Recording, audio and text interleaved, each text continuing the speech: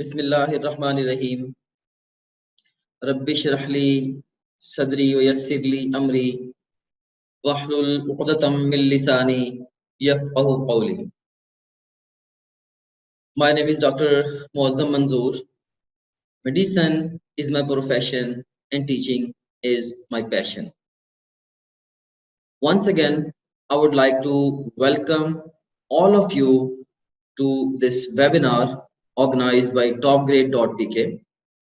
And I'm also thankful to all of you for trusting me, for trusting topgrade.pk for sake of your entry test preparation.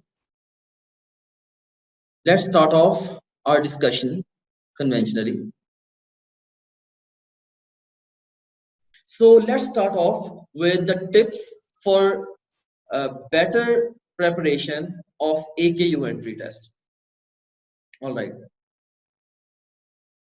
So पहले number पे जो tip मैं आपको देना चाहूंगा वो ये है कि आप इस वक्त AKU के एंट्री टेस्ट की तैयारी के लिए ट्रस्टेड रिसोर्सेज को यूज करें। राइट, मैंने बहुत सारे स्टूडेंट्स के साथ मेरी कन्वर्सेशंस अभी भी चलती रहती हैं। स्टूडेंट्स मेरे साथ मेरे से कंसल्ट भी करते रहते हैं बहुत सारे। तो मैंने ये चीज ऑब्जर्व की है कि बहुत सारे स्टूडेंट्स ने अपने आप को बहुत ज्यादा ओवरवेलम किया हुआ विद द रिसोर्सेज कि जी हमने टेक्स्ट बुक भी पढ़नी है, हमने इंटरनेशनल एमकेट भी पढ़नी है, हमने पेरेंट्स की सेट भी पढ़नी है एंड हमने टॉप ग्रेड से भी तैयारी करनी है, एक दो और वेबसाइट्स के बताते हैं। सो जब इतना सारा कुछ होता है ना, तो इससे नुकसान ये होता है कि फिर आप किसी भी एक डायरेक्शन में एक्सेल नहीं करते। ठीक है, तो जो ठीक है आपके कोर रिसोर्सेज होने चाहिए, study resources they are very important, लेकिन जो आपकी कैपेसिटी से ज्यादा के रिसोर्सेज हैं उससे उससे होगा क्या कि जो अहम तरीन रिसोर्सेज हैं उनकी प्रिपरेशन भी आपकी कंप्रोमाइज हो जाएगी। ठीक है, तो इसलिए मैं आपको ये कहना चाहूंगा कि आप लोगों ने जो अपने रिसोर्सेज हमको एक्यूरेटली डिफाइन करना है। अच्छा, मेरी एक बात याद रखना, ये बड़ी एक अहम तरीन बात है कि AKU के एंट्री टेस्ट के लिए इन स्पेसिफिक और किसी भी एंट्री टेस्ट के लिए, I am talking about the entry और एंट्रेंस टेस्ट, इसके लिए इन जनरल क्या पढ़ना है ये इंपॉर्टेंट है, लेकिन इससे भी ज्यादा इंपॉर्टेंट क्या है कि क्या नहीं पढ़ना। क्या पढ़ना है ये इंपॉर्टेंट है, लेकिन क्या नहीं पढ़ना ये उससे भी ज्यादा इंपॉर्टेंट है। क्योंकि मैंने ये देखा है कि स्टूडेंट बहुत सारी स्टडी इस तरीके से करते हैं कि उसका एग्जाम के साथ कोई ताल्लुक नहीं होता। स्टडी तो वो होती है, नई चीजें भी वो सीखते हैं, लेकिन वो एग्जाम से रेलेवेंट नहीं होती। ठीक है, तो आप लोगों ने जो भी अपना टाइम स्पेंड करना है आपने बड़ा वाइजली स्पेंड करना है।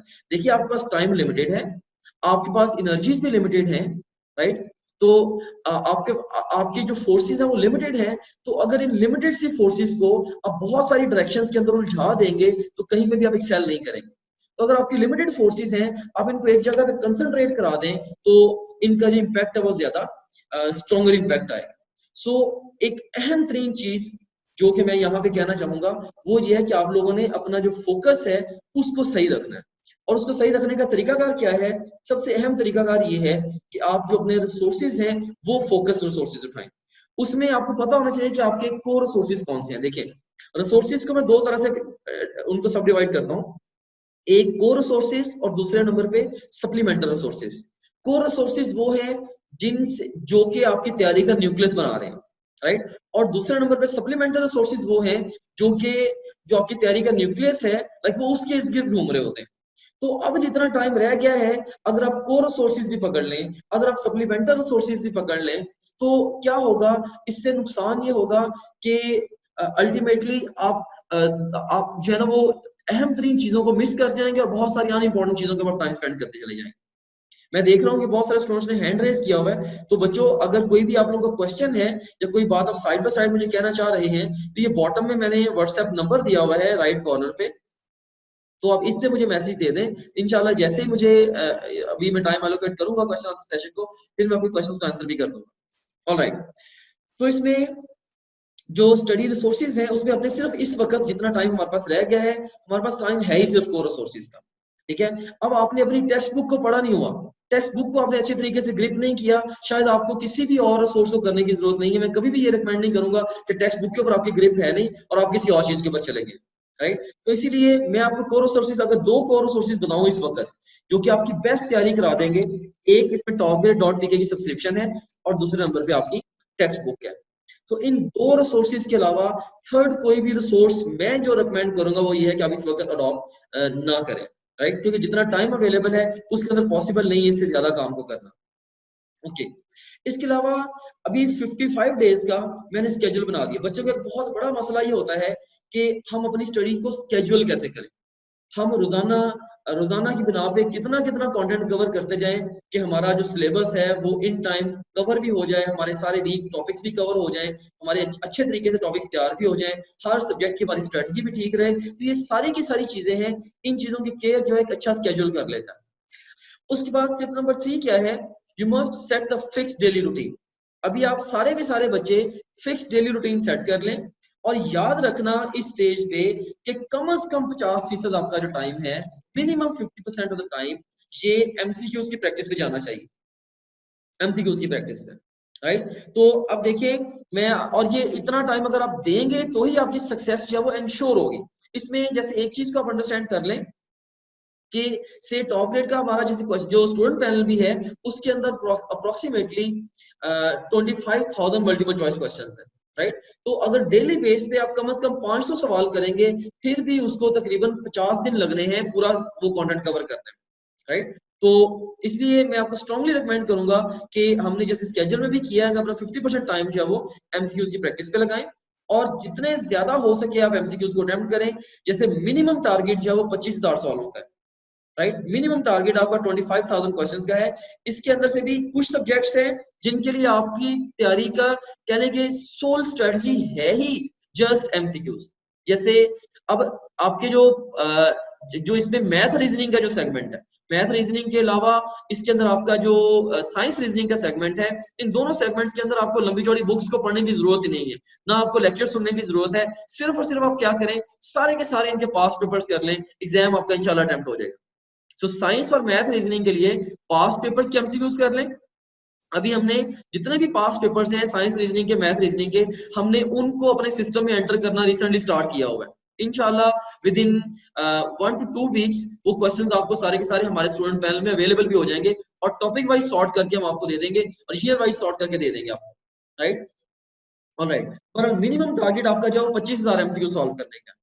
और उसके बाद फिर देखें कि आप लोगों ने एक और अप्रोच फॉलो करनी है और वो ये है कि आप लोगों ने जब भी कभी किसी एमसीक्यू को अटेम्प्ट करना है और वो एमसीक्यू अगर आपका गलत होता है तो आपने उसकी रीजनिंग पे जाना है कि मेरा ये एमसीक्यू क्यों गलत हुआ है।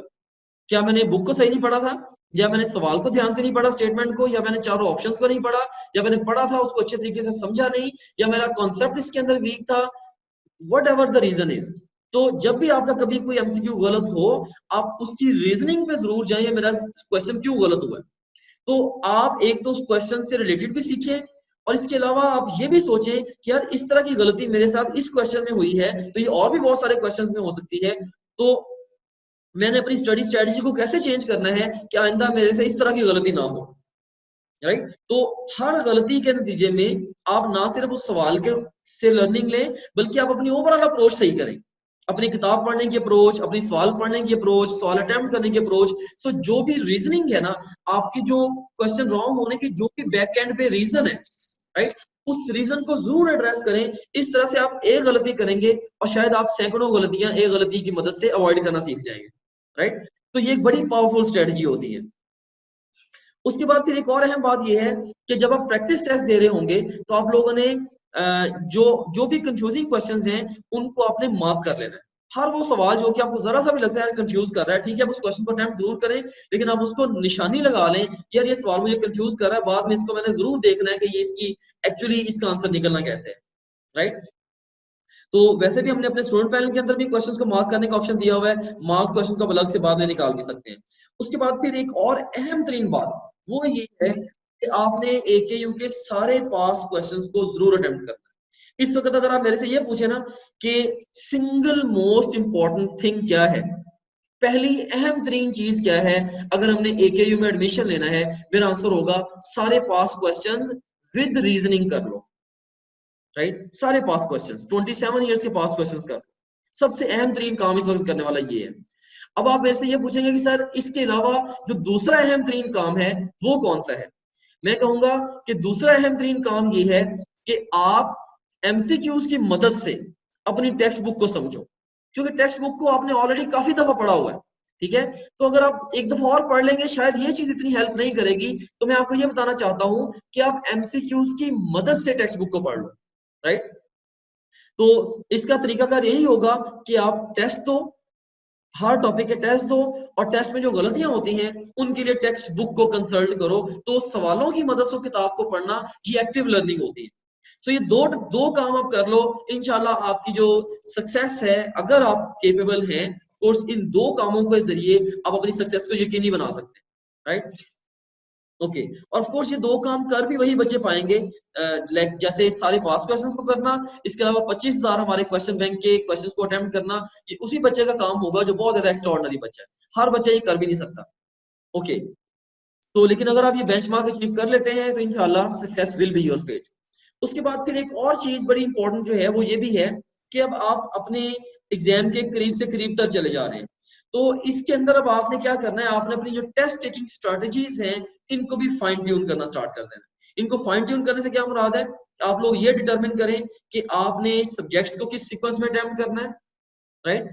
उसके बाद फिर आपने हर सब्जेक्ट को आप अलग अलग देखें कि किस किस सब्जेक्ट के लिए आपकी ओवरऑल अप्रोच क्या होगी, पूरे एग्जाम में आपने टाइम को कैसे मैनेज करना है, अगर सवाल बहुत आसान है या मीडियम डिफिकल्टी है उसकी या हाई डिफिकल्टी है, उसको आपने कैसे कैसे टैकल करना है, किस तरह से आपने यकीनी बनाना है कि आपका पूरा पेपर पूरे टाइम में खत्म हो जाएगा, किस तरह से आपने पेपर यकीनी बनाना है कि आप बहुत जल्दी पेपर को अटेम्प्ट नहीं करेंगे और सिली मिस्टेक्स कमिट नहीं करेंगे, और किस तरह से आपने यकीनी बनाना है कि आप इन टाइम फिनिश भी कर लेंगे, ये ना हो कि आपके बहुत सारे क्वेश्चंस अनआंसर्ड रह जाए, राइट? सो आप टाइम कैसे मैनेज करेंगे, अब हर सवाल को कैसे अप्रोच करेंगे, अब हर सब्जेक्ट को कैसे अप्रोच करेंगे, अब सब्जेक्ट्स को किस सीक्वेंस में अटेम्प्ट करेंगे, तो ये सारी की सारी चीजें जो फाइन ट्यून होने वाली, राइट? सो अभी से आप इनको फाइन ट्यून करना स्टार्ट कर दें। ऑलराइट, इसके अलावा अभी मैं ये भी जरूर कहूंगा कि अवॉइड स्ट्रेसर्स, इन दोनों में जो स्ट्रेस है उसको अवॉइड करें, learn to stay relaxed and confident, right? So don't get caught up with what your peers are doing, और एंड जो डिफरेंट जो आप कह लें कि इंटरनेट पे जो पोस्ट हैं, जो फोरम्स वगैरह हैं, उनको पढ़ के बच्चे वक्तन फक्तन डिस्टर्ब हुए रहते हैं, राइट? सो आप दूसरों को देख के तैयारी ना करें, आप खुद से सिर्फ और सिर्फ अगर देखना है आपने किसी चीज को, वो एग्जाम को देखें, एग्जाम के पास क्वेश्चंस को देखें, एग्जाम के ट्रेंड्स को देखें, और अपने आप को देखें कि यार मैं यहाँ पे खड़ा हूँ, ये रिक्वायरमेंट है, देखें पास्ट क्वेश्चंस आपको एग्जैक्ट रिक्वायरमेंट बता रहे हैं, राइट? खुद आप अपने गिरबान में झांक के देखें कि आप कहाँ पे खड़े हैं, ये आपको नजर आ यार मैं यहाँ पे खड़ा हूँ, एग्जाम यहाँ पे खड़ा है, बस आप अपने आप को देखें कि मैंने एग्जाम तक कैसे लेके जाना है, राइट? सो आपके इर्द गिर्द लोग क्या कर रहे हैं, सारे क्या कर रहे हैं, you don't need to even care about that, ठीक है? आपको क्या जरूरत है कि आप ये देखते हुए वो ये कर रहे हैं तो मैं भी ये कर लूं, भाई आप हो वो है, ठीक है? बेस्ट स्ट्रेटजी वो होगी जो खुद आप अपने लिए तश्कील दे, राइट? अपनी स्ट्रेंथ्स और वीकनेसेस को देख के और एग्जाम की रिक्वायरमेंट को देख के, बस आपने अपने आप को एग्जाम के साथ कैलिब्रेट करना है इन रिमेनिंग 55 डेज। और उसके बाद फिर टिप नंबर 10 ये भी है कि यूज topgrade.pk वाइजली, क्योंकि जितना कंटेंट हमने दिया हुआ है AKU के एंट्री टेस्ट की तैयारी के लिए, उस कंटेंट के लिए तकरीबन ओवरऑल जो है वो डेली आप 8 घंटे लगाएं तो 100 डेज लगेंगे, राइट? तो इसका मतलब ये है कि topgrade.pk का भी सारा कंटेंट करने की जरूरत नहीं है। अच्छा, जब हमने इस कंप्यूटर प्रोग्राम को राइट किया था उसके अंदर हमने इसी चीज का ख्याल रखा था कि फ्रॉम टाइम टू टाइम जो बच्चे की रिक्वायरमेंट्स है वो चेंज होती रहती है for sake of exam preparation. तो हमने इसको फ्लेक्सिबल रखा है कि एक ऐसा बच्चा जो कि फर्स्ट ईयर में इससे ही तैयारी करना शुरू करना चाहता है एंट्री टेस्ट की, उसको भी टॉप ग्रेड फायदा दे, और एक ऐसा बच्चा जो आखिरी हफ्ते में तैयारी करना चाहता है उसको भी फायदा दे। तो अभी 55 दिन है, तो इन 55 दिनों में टॉप ग्रेड आपको टॉप ग्रेड को बेस्ट यूज करने का तरीकाकार क्या है? इसका तरीकाकार यह है, एक तो आप यहाँ वहां से पास क्वेश्चंस को देखें, नंबर 2 पे आप इसका जो क्वेश्चन बैंक है पूरे का पूरा उसके सारे क्वेश्चंस को सॉल्व करें, और इसके अलावा फास्ट रिवीजन नोट्स को जरूर देखें। आप फास्ट रिवीजन नोट्स को जरूर देखें। अगर आपने टेक्स्ट बुक से एक चैप्टर को रिवाइज करना है, हो सकता है वो आपके 5-6 घंटे ले जाए, लेकिन अगर आपने फास्ट रिवीजन नोट्स की मदद से एक चैप्टर को रिवाइज करना है, हो सकता है कि वो आपको आधे पौने घंटे में 1 घंटे में पूरा चैप्टर रिवाइज करा दे, राइट? तो फास्ट रिवीजन नोट्स जो है इनको भी आप कंसीडर कर सकते हैं। सो ये जो डेज रिमेनिंग है इसमें क्वेश्चन बैंक और फास्ट रिवीजन नोट्स, ये दो मेजर मॉड्यूल हैं जो यूज करने वाले हैं। लास्ट डेज पे जाके FLPP यूज करेंगे, वीडियो लेक्चर्स को आप साइड बाय साइड यूज ना करें। हाँ, आप क्वेश्चन अटेम्प्ट करते हो, या आप जो है वो क्वेश्चन बैंक के रैंडम क्वेश्चन को अटेम्प्ट करते हो, आपके प्रोजेक्टाइल मोशन में से बहुत ज्यादा क्वेश्चन गलत हो जाते हैं। अब आपको पता है यार प्रोजेक्टाइल मोशन मेरा वीक है, अब इसका वीडियो लेक्चर सुन लो, सारे वीडियो लेक्चर सुनने की जरूरत नहीं है। ये बच्चे बहुत ज्यादा मेरे से क्वेश्चंस भी पूछते हैं कि सर हम वीडियो लेक्चर्स के बगैर किस तरीके से तैयारी कर सकते हैं। तो मैं आपको ये बताना चाहता हूँ कि वीडियो लेक्चर्स के बगैर बिल्कुल आप तैयारी कर सकते हैं, लेकिन देखिए आपकी रिक्वायरमेंट है कि आपके सवाल सही हो। अगर आप बगैर किताब पढ़े, राइट, किसी भी अगर आपके सवाल किसी टॉपिक से सही हो रहे हैं, आपको मे बी उस टॉपिक को मजीद कहीं से पढ़ने की जरूरत ही नहीं है। हाँ, अब अगर एक क्वेश्चन है, आपने एक टेस्ट अटेम्प्ट किया है 50 क्वेश्चंस का, उसमें से आपके 30 गलत हो गए हैं, 25 गलत हो गए हैं, इसका मतलब ये है कि वो टॉपिक आपका बहुत वीक है। अगर वीक है तो उसके लिए आप बुक को पढ़ लो, उससे काम चलता है, वेल एंड गुड। नहीं तो रिवीजन नोट्स को देख लो, उससे भी नहीं काम चलता, फिर आप वीडियो लेक्चर को सुन लो। लेकिन मकसद ये है कि आपके जो क्वेश्चंस हैं सारे के सारे वो सही होने चाहिए, राइट। सो आप ये भी कर सकते हो, किसी भी टॉपिक के बारे में आप टेस्टर लगाना चाहते हो, आप ये टेस्टर इस तरह से भी लगा सकते हो कि आप पहले एक रैंडम टेस्ट क्रिएट करो 10-15 सवालों का, उसमें देखो कि आप कैसा परफॉर्म करते हो। परफॉर्मेंस अच्छी है तो बाकी सारे के सारे क्वेश्चंस को भी अटेम्प्ट कर लो। अगर परफॉर्मेंस अच्छी नहीं है तो फिर आप क्या कर सकते हो, फिर आप उसके लिए जो वो पहले तैयारी कर लो, बुक वगैरह को पढ़ लो, लेक्चर सुन लो, फिर आप सारे क्वेश्चन को अटेम्प्ट कर लो एंड सो ऑन। ऑलराइट, तो ये मैंने आपको ओवरऑल बता दिया है कि आखिरी दिनों में आपने एकेयू के एंट्री टेस्ट की तैयारी जो है वो कैसे करनी है।